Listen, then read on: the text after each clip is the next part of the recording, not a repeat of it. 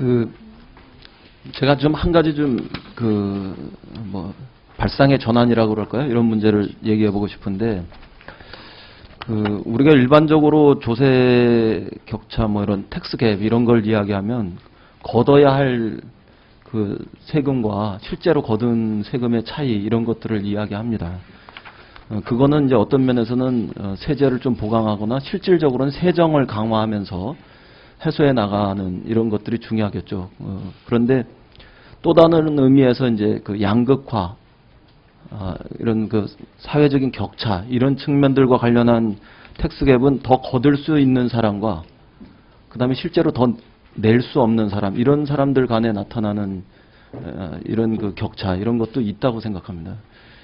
우리 세제의 방향이 저는 그 경제적인 어떤 효율성, 합리성 이런 것들 혹은 그 세정의 측면에서만 치우치다 보면은 자칫하면 사회적인 격차, 더 낼 수 있는 사람과 더 낼 수 없는 사람 이런 어떤 그 형평성이나 부의 어떤 그 배분, 분배 이런 기능을 상실할 위험성이 꽤 있다고 생각합니다. 몇 가지 이제 그런 사례들이 나타나서 그러는데요. 전체 증여세 납세 대상자 중에 실제로 세금을 내지 않은 사람의 비율이 2004년에서 7년 사이에는 46.9%였는데 2008년에서 11년 사이에는 53.9%로 이제 7% 정도 이렇게 증대하고 있습니다. 그런데 이제 이게 금액으로 환산했을 때 차이는 훨씬 커지거든요. 2004년에서 7년에 증여세를 내지 않은 부분들은 11.2조 원으로 전체 증여 재산액의 72.5%에 15.6%에 불과했는데 2008년에서 11년 사이에는 27조 원으로 전체 증여 재산가액의 그러니까 109.3조 원의 평균 25.0% 이런 데 이제 이르는 것으로 나타납니다. 총 증여 자산가액 규모별로도 이렇게 살펴보면 고액 증여자일수록 면제 비율 증가폭이 더 크게 나타나고 있거든요.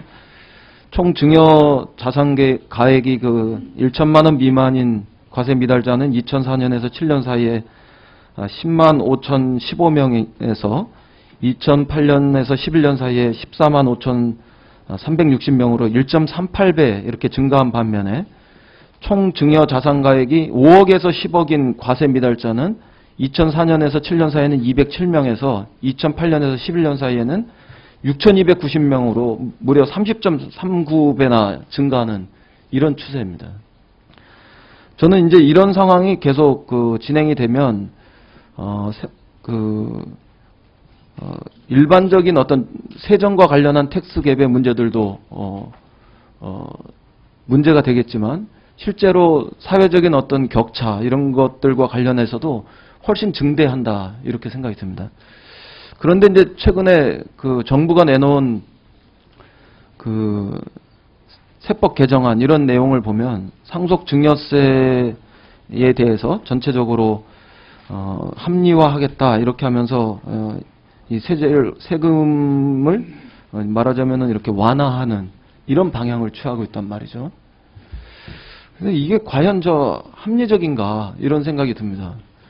그러니까 영세 자영업자에게 직접적으로 타격이 되는 의제 매입 세액공제 이런 것들은 한도를 만들어 가지고요 부담을 더 가중시키고 부의 무상 이전을 돕는 상속 증여세 관련한 공제는 감면을 확대하는 이런 거는 일종의 좀 잘못된 세제 운영의 방향 아니냐 이런 생각이 들어요. 하나의 사례지만 이 뒤에 다른 것도 더 얘기하겠습니다만. 그래서 이게 어떤 면에서는 잘못하면 이건 서민층에 대해서는 영세 자영업자에 대해서는 세금이 약탈적 성격으로 이렇게 둔갑해버리고 그리고 부를 어느 정도 형성하고 있는 분들에게는 더욱더 그 부의 증식이 강화되는 쪽으로 전체적인 어떤 사회적인 형평성으로 놓고 보면은 잘못된 방향으로 이 세제 운영이 되는 거 아닌가 이런 생각이 듭니다. 부총리 어떻게 생각하십니까? 지금 중간에 이 내용을 위해서 정말 좀 어렵고 중요한 지적을 해주셨습니다. 이 조세를 우리가 할 때 여러 가지 측면을 사실 봐야 됩니다. 지금 그 의원님이 지적하신 대로 어떤 의미에서는 형평성도 고려해야 돼. 어떤 의미에서는 조세가 좀 또 경제에 미치는 어떤 기능이 있거든요. 근데 형평성 자체만 보더라도 똑같은 조세 원칙상을 같이 지켜줘야 되는 형평성이 또 있고요.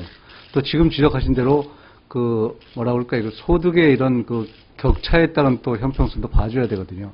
그래서 지금 한편으로 보면 지금 그 의원님 말씀대로 농산물 의제 매입 같은 것이 어떻게 보면 그런 그 소득이라 보면 또 그런 형평성에서 어떻게 보면 조금 멀지 모르지만 똑같이 해서 전혀 면세하는 것에 대해서 그런 것을 그 다시 환급하는 측면에서 보면 또 형평성이 또 달리 볼 수 있거든요. 그래서 이건 좀 그러니까 쉽지는 이제 않은 문제인데요. 포인트는 제가 결과적인 어떤 그 회기 말고요. 출발에서의 문제거든요, 이거는. 그리고 또 한 가지는요. 정부가 이번에 그 세법 개정 건의서를 건의서 제출과 관련한 협조 공문들을 이렇게 쭉 여러 단체에 보냈지 않습니까? 그 중에서 영세한 소상공인이나 근로소득자를 대변하는 단체에도 이런 걸 보냈습니까? 우리 전체적으로 뭐 상공회의소가 그러니까 저도 받아봤죠. 그러니까 그 자료 제출을 요구했고, 그러니까 네. 대한상의, 정경련, 중소기업중앙회, 은행연합회, 금융투자협회, 한국공인회계사회, 한국세무사회, 한국관세회. 여기 어디를 봐도 제가 볼 때 영세한 소상공인이나 근로소득자를 대변하는 단체는 없어요. 이거는 이제 어떤 면에서 보는 사회적인 기득권, 또 특권 이런 것들의 이익을 대변하는 이런 단체들의 의견은 받아서 세제에 반영하는 건데요. 반면에 의제 매입세액 공제 한도 설정하고 그 과세 전에 적부 심사하는 거 이런 기준금액을 완화하는 거 이런 건 뭐 기재부가 지금 반대하고 있는 걸로 알고 있는데 이런 등등의 그 영세 납세자를 위한 제도를 반영할 그 영세 납세자를 조금만 더 하죠. 이익 이런 것들을 반영할 수 있는 이런 단체로부터의 의견 수렴 과정은 하고 있지 않은 거예요. 그러니까 원칙에 입각한 세제 정상화는 결과적으로 이렇게 하면은 사회적 부나 기득권, 특권 이런 것들을 형성한 이런 분들의 의견을 자꾸 반영하는 쪽으로 치우치다 보면은 벌어질 수밖에 없게 되는 거 아니겠어요? 그 세법 개정 발표 전에요. 실제적으로 활동하는 분과위원회에서 노동계 인사와 시민단체 인사는 거의 전무예요.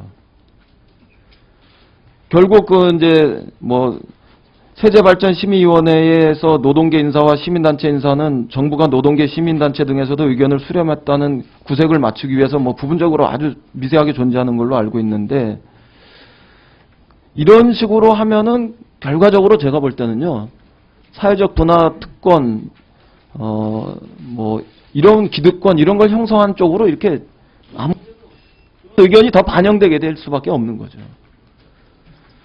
그 어제도 제가 말씀드렸습니다만 경제 민주화의 한 축의 굉장히 중요한 부분들은 그런 기업이나 아니면 그런 어떤 그 산업 이런 데서의 어떤 경제 민주화 못지않게 노동이나 사회적 약자의 그 경제적 이해관계가 얼마만큼 반영될 수 있는 이런 구조를 짜느냐 이런 것들도 굉장히 중요한 건데 그 노동의 사회적 권리를 존중하는 이런 것들이 노동 민주화거든요. 그리고 그게 경제 민주화의 굉장히 한 축이 돼야 되는데 이런 부분들이 다 원천적으로 결여되고 있는 거거든요. 출발서부터. 이런 방향에서 출발을 하고 있기 때문에 한 번쯤은 정부가 되돌아봐서 이 세제 개정안 이런 것들을 마련할 때 좀 접근을 해야 된다 이렇게 생각합니다. 어떻게 생각하십니까? 예, 뭐 그 점에 대해서 뭐 이인영 의원님 말씀대로 저희가 좀 더 뭐 그런 광범위한 의견 수렴과 또 넓은 의미의 소통을 통해서 그리고 그 조세라는 것은 뭐 가장 중요한 재정 정책이고 그것이 또 어떤 국민적인 합의가 하에서 바탕을 이루어서 진행해야 되기 때문에 각계의 의견을 뭐 저희 나름대로 좀 노력을 했습니다만 좀 더 그리고 지금 의원님 지적대로 해보도록 하겠습니다. 아니, 이게 노력을 안 하셨으니까 제가 이렇게 말씀드리는 거예요. 점잖게 이렇게 말씀드리는 거예요. 알겠습니다. 조금 더 약간 점잖게 말씀드리면 좀 더 예. 무겁게도 받아들이시고 예. 그래야지 자꾸 그거를 그냥 가볍게 넘어가시니까 큰 소리만 나오잖아요. 뭐 가볍게 제가 말드리는 건 아니고요. 지금 뭐 의원님 지적대로 취임하실 때부터 계속 노동 문제들에 대해서 말씀을 드렸는데 전혀 이렇게 지우고 계시잖아요. 지금 문재인 의원님도 말씀하셨었잖아요. 그리고 무슨 그런 노력하셨으면 자료를 주세요, 서류를. 없는 거예요. 그렇게 하시면 안 돼요.